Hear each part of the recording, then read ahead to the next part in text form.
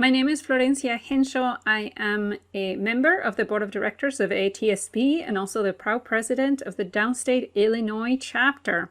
The idea that I'll present today is de escritores a lectores, or from output to input. And yes, you heard that right. In my co-author book, Common Ground, one of the questions that we keep coming back to is not just what content or information is being conveyed, but also what will others do with that information, with that content, with those ideas. We want someone's output to be someone else's input, and they need to do something with it. What can they do? We have several ideas in Common Ground, but I'll offer a couple of new ideas or alternatives here. So the first idea involves creative writing inspired by a video created by a classmate. So step one, students need to create a video with just images, music, and sounds where they're telling a story, but with no words.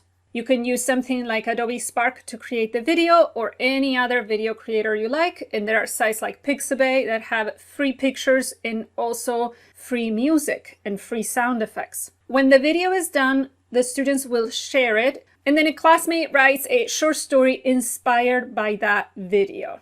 When all of the stories are done, here comes the part where you go from someone's output to someone's input.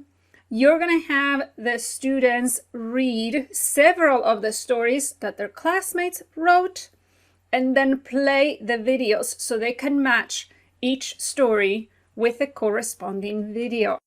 Another idea to go from someone's output to someone else's input involves comic strips, which is another form of creative writing.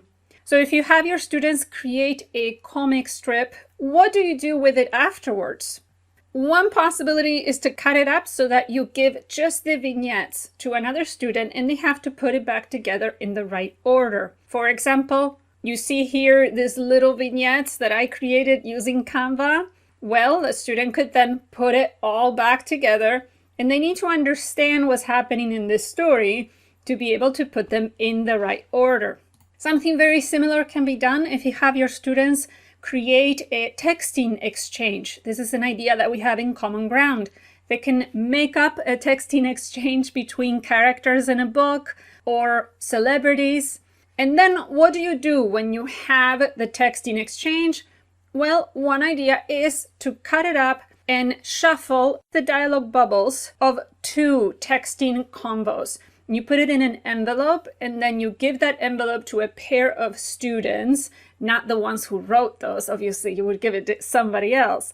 And then the students have to work extra hard to figure out not just the order of the bubbles, but also which exchange. And sometimes there could be more than one possibility, and that's the beauty of language, right?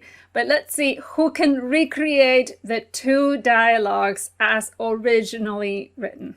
Muchas gracias por mirar mi video. I hope you liked my ideas, and if you want to connect with me, all my social media links are in my Linktree page. Thank you, gracias.